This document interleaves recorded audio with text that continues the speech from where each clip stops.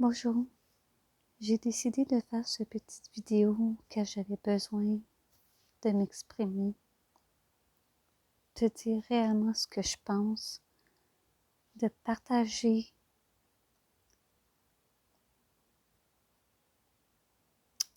le suicide de la jeune femme Amélie Champagne. Amélie Champagne s'est suicidée car elle était atteinte de la maladie de Lyme. Avant de commencer, je voudrais du plus profond de mon cœur et de mon âme souhaiter toutes mes sincères condoléances à toute sa famille, à son père, à sa mère, à ses amis. Je ne peux imaginer votre tristesse aujourd'hui, la déchirure que vous vivez aujourd'hui. Du plus profond de mon cœur, toutes mes sincères condoléances à vous tous. Et deuxièmement,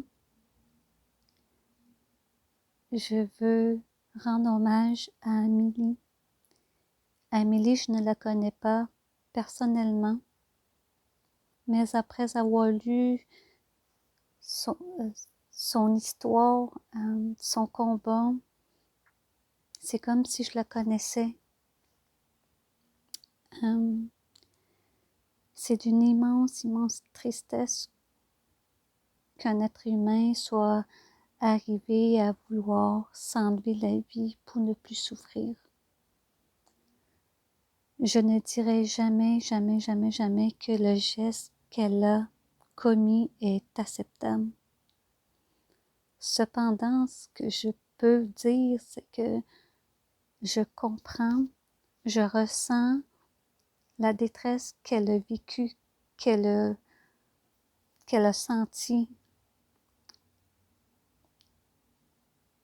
Je suis tellement triste, mais en même temps en colère par rapport à cette histoire.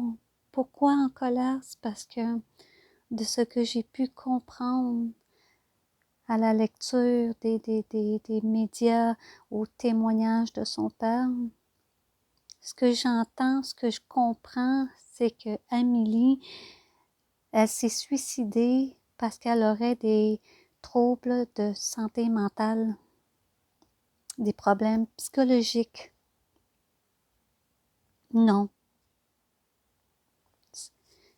Amélie ne s'est pas suicidée parce qu'elle avait des problèmes en santé mentale. Amélie s'est suicidée parce qu'elle était tannée, parce qu'elle ne pouvait plus supporter la souffrance qu'elle avait au niveau physique et psychologique. Amélie, elle était atteinte de la maladie de Lyme. Une maladie soi-disant extrêmement rare, mais ce n'est pas vrai.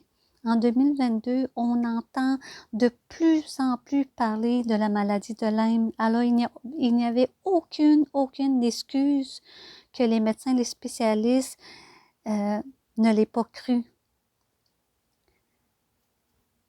Je suis en colère parce que lorsqu'on est atteint de maladies rares orphelines, si vous saviez à quel point il est extrêmement difficile de se battre jour après jour, année après année, afin que les médecins, les spécialistes commencent par nous croire.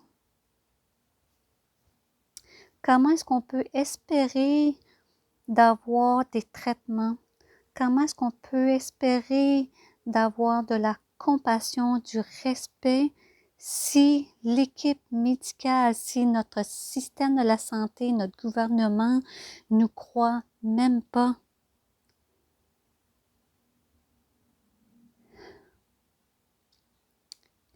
Le décès de Amélie, je serais bien curieuse de savoir en réalité les vrais chiffres des personnes qui sont atteintes de maladies rares puis qui ont décidé de s'enlever la vie parce que ils n'en pouvaient tout simplement plus de se battre contre le gouvernement, contre notre système de la santé, contre les spécialistes, toute l'équipe médicale.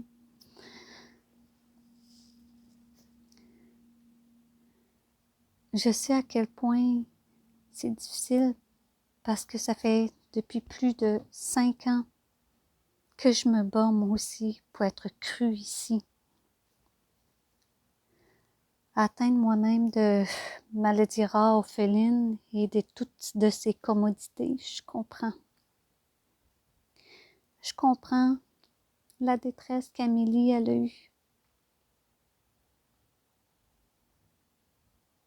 Et je répète, je ne suis pas en train de dire que le geste est acceptable. Je ne dis pas que le suicide est une solution. Ce que je dis haut et fort, c'est que je la comprends. Au Québec, là, nous sommes 1,5 million de Québécois atteints de maladies orphelines. Pour la plupart d'entre nous, nous sommes tous, pour la plupart, délaissés, rejetés, oubliés de notre système de la santé et de notre gouvernement. On n'a rien. Et pourtant, si on prend l'exemple de la France, ils sont rendus à leur 3e stratégie nationale concernant les maladies rares. Et si on va vers les États-Unis, ils ont des stratégies qui ont été mises en place afin de venir en aide aux personnes atteintes de maladies rares. Et ici, au Québec, on n'a rien. On n'a rien de concret. Non, en plus, on se fait dire que c'est psychologique, qu'on est peut-être en dépression, que c'est psychosomatique, qu'on a peut-être besoin de vacances, qu'on a peut-être besoin de changer d'air, de faire la méditation, de changer notre alimentation.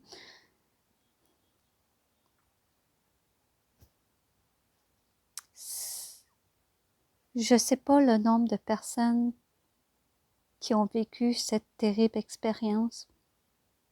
Ayant vécu moi-même cette expérience, je peux vous dire que je me suis battue extrêmement fort pour être encore là aujourd'hui, parce que je voulais prouver à moi-même que les symptômes que j'ai n'étaient pas reliés à un état psychologique, mais que c'était physique.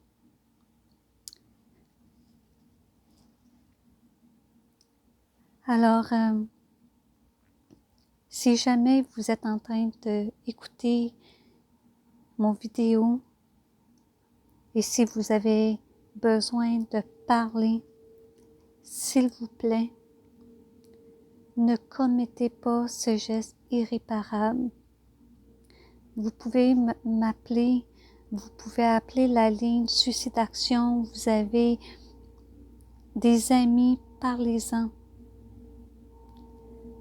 Le suicide n'est pas la solution, s'il vous plaît.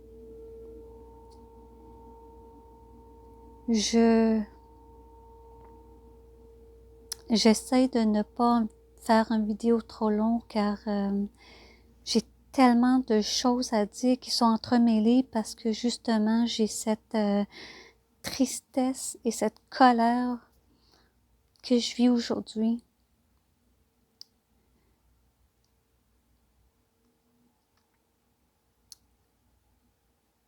Malgré le décès d'Amélie, on essaye encore de dire qu'elle s'est suicidée parce qu'elle avait un problème en santé mentale, un trouble psychologique.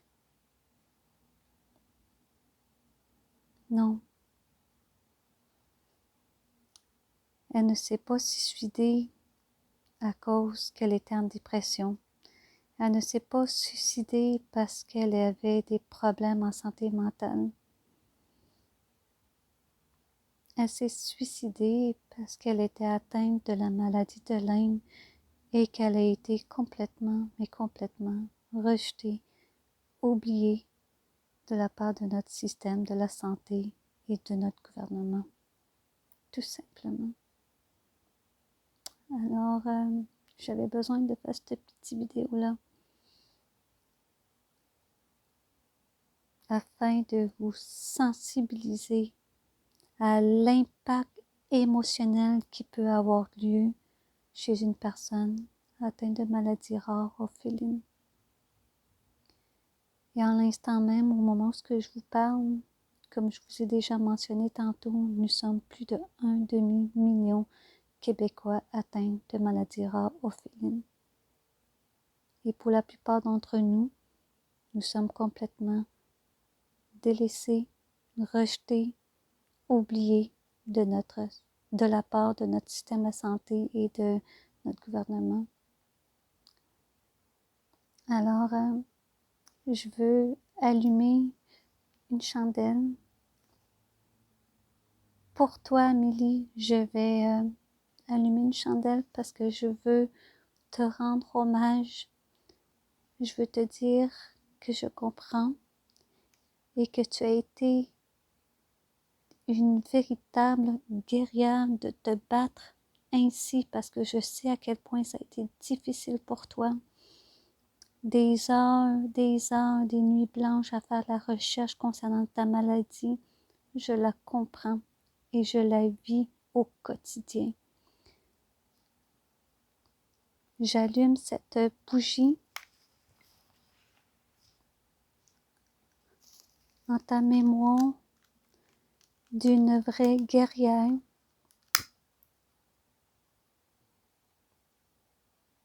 d'une jeune femme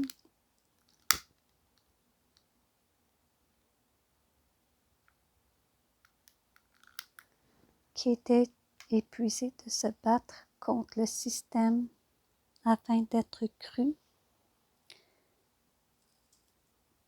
Repose en paix.